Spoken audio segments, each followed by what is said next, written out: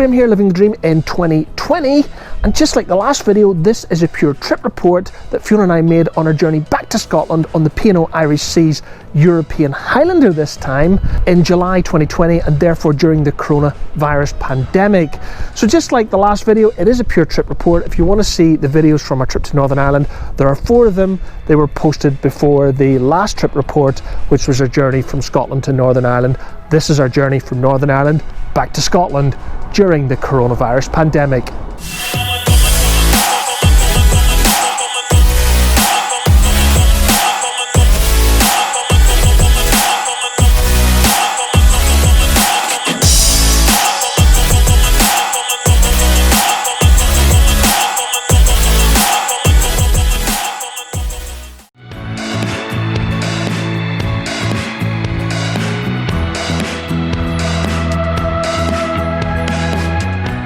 Fiona tells me that assume actually means to make an ass out of you and me, but in this case I'm going to assume the following. Between 95 and 99% of all traffic heading to the P&O Irish Sea Ferry port at Larne Harbour is going to be travelling down the A8 from Belfast, Ballymena, Londonderry, pretty well anywhere in Northern Ireland and even the south. So as you head down the hill to the town of Larne, you're going to have to get yourselves into the right hand lane, because that's the lane that takes you to the harbour. And don't forget to heed that the speed limit on this section of road is 40 miles per hour, and the police service of Northern Ireland do tend to enforce the speed limit in this area. Over the years there have been some horrendous accidents, and fatal accidents at that, so I guess that is only fair that we all do our best to observe the 40 miles an hour speed limit. And if you are wondering where the other 1 to 5% of the traffic heading to Larne Harbour is coming from, we're coming up on a junction now on the left, and that junction brings traffic in from Larne, Carrickfergus and the coast road from the Giant's Causeway.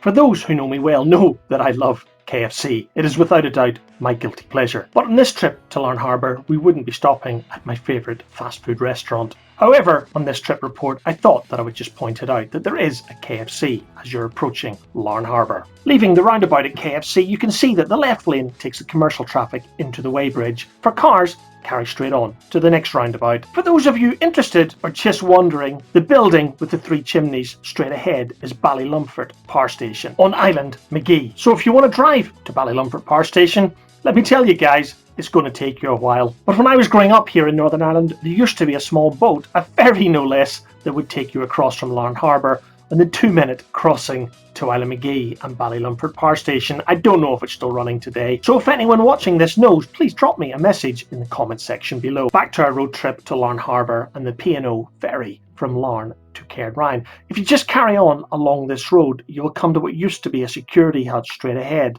and at that point you will be filtering right into the lanes that will take you to check-in and security. It was at this point that Fiona and I made the decision. If there was any space available in the club class, business class cabin this afternoon, we would pay the upgrade at check-in. And for those of you who watch video number 140, Thunderstorms and an upgrade, you will know that we did manage to get a space. It was only £11.50 each, £23 and of an upgrade, which had to be paid by credit card. But just like the last video on our trip report from Cairnryan to Larne on Monday, I'm going to stop the video now before the check-in and security process.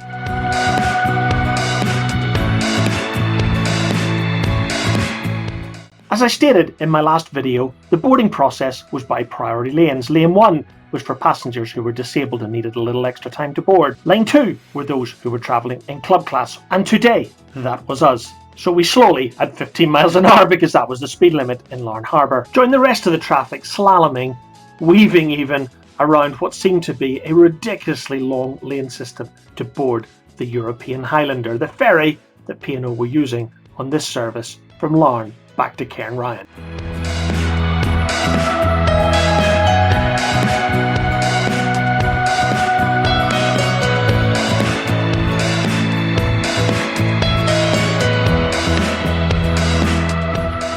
And as we were directed to the top deck on the service from Cairnryan to Larne on Monday, we were directed to the ramp that would take us to the upper deck, the upper car deck on the European Highlander on our service back to Cairnryan this afternoon. The only difference that we were boarding from the front of the ferry this time, the bow, and we'd be travelling through the bowels of the ship towards the stern, which on the European Highlander and the European Causeway is an open deck. And as I said in the last video, anyone nervous about this boarding process simply shouldn't be. You simply follow the car in front, directed by the marshals into the correct boarding lane.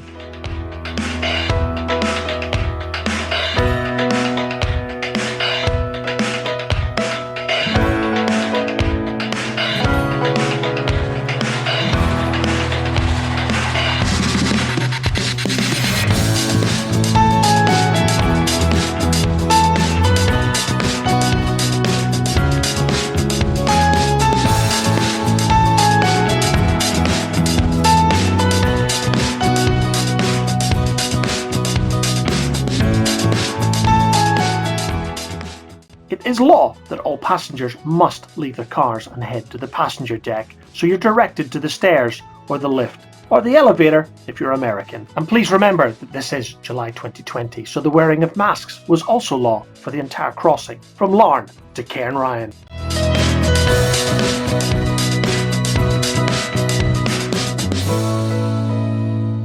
Arriving at the top of the stairs in the passenger deck, you will see straight ahead of you the customer service desk. You will also know that most of these seats are taped off. Remember that it is July 2020, we're in the middle of the coronavirus pandemic, and P&O have done a fantastic job at encouraging social distancing. You then arrive in this corridor with the gaming machines on your right, the duty free on the left, and will soon be turning right into the club lounge, which is accessed via a 4-digit PIN that you're given on a little card as you check in. However, there is also a customer service manager on hand to check that only passengers that have paid for this lounge gain access to it. But in the summary, the lounge is a slightly quieter area than the main seating area in the ship. There are power sockets at most of the tables, and there's a large screen television at one end of the room playing live television from the BBC News channel. At the other end of the lounge there is a bar where you can gain access to free drinks. I do mean soft drinks, including tea and coffee, snacks such as cookies, crisps and nuts. There is also free Wi-Fi on board the European Highlander, but as I said on our journey across to Northern Ireland on the European Causeway, it is completely unusable, and I advise anyone who can just to simply tether their phone and they will gain reasonable 4G depending where they're sitting on the ship the entire 2-hour journey across the Irish Sea. Because of COVID-19, there was a reduced service in the club lounge this afternoon, so the manager was also offering free wine. Fiona and I were going to be driving when we arrived back in Scotland, so that wasn't an option.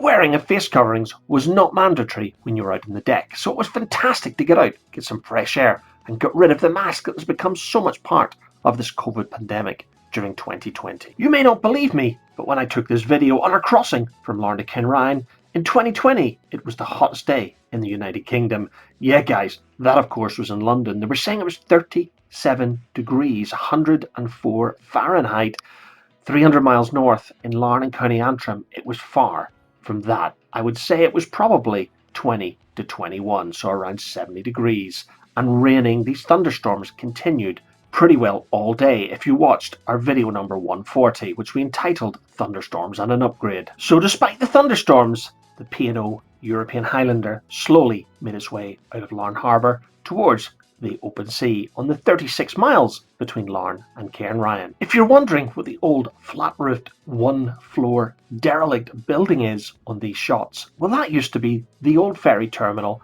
in the days of SeaLink. And I know that you're now asking, what was or what is SeaLink? Well guys, SeaLink used to be the state-owned ferry arm of British Rail.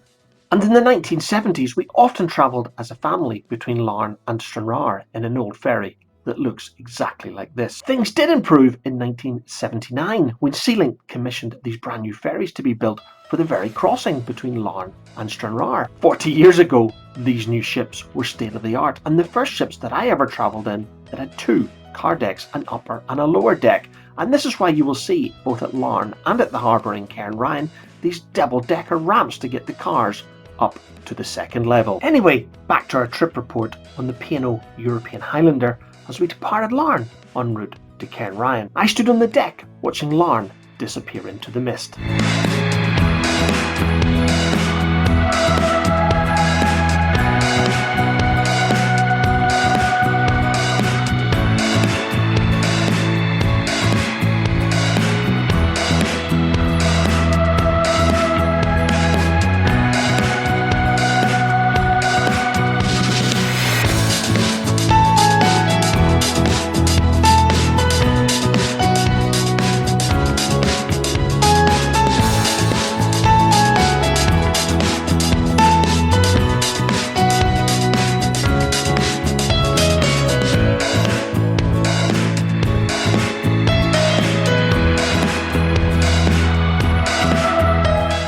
The coastline between County Antrim in Northern Ireland and Ayrshire in Scotland is probably less than 25 miles from their closest point. So on a clear day, you can actually see both coastlines, but today was certainly not a clear day. I think on the day that I made this video, it was over an hour before we saw the Ayrshire coast come into sight. And the Corswell Point Lighthouse was always the landmark, told us we were about to turn south and into the relative calm of Loch Ryan. I think that I read somewhere that the Corswell Point Lighthouse is now a posh B&B or a small hotel. Back in the day, and for me that meant the 1980s, I visited the home of the lighthouse keeper and their family on several occasions because back in the 1980s we were all involved in CB radio. But as you can see here, we're now back in the calm of Loch Ryan, steaming south towards the port of Cairnryan.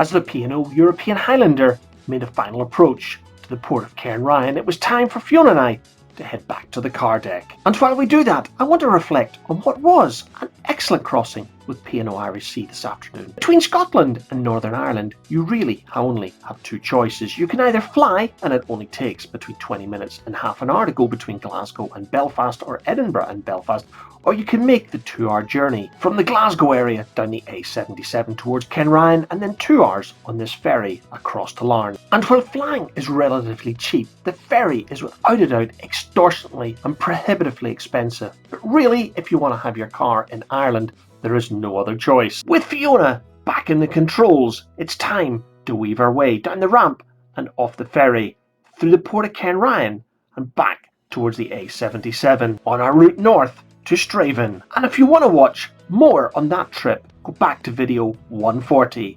Thunderstorms and an Upgrade. In conclusion, and given that Fiona and I made this journey in July 2020 and therefore during the coronavirus pandemic, apart from having to wear a mask when you were indoors on the ferry, with a number of the seats taped off to encourage social distancing, our trip between Cairnryan and Larne on Monday and today between Larne and Cairnryan was actually pretty normal for a trip on P&O Irish Sea Ferries on this route. In my opinion, the only downside of using the P&O Irish Sea Ferries between Larne and Cairnryan and Larne is the cost. Over the years, the price of a ticket has spiralled, and while P&O obviously benefit for the additional revenue, I would guess that it's also to the benefit of the airlines like EasyJet and of course the car rental companies. But as I always say, if you want to have the luxury of packing up and taking your own car to Ireland, there really is no other option, because the Stena Line service between Cairnryan and Belfast is no cheaper.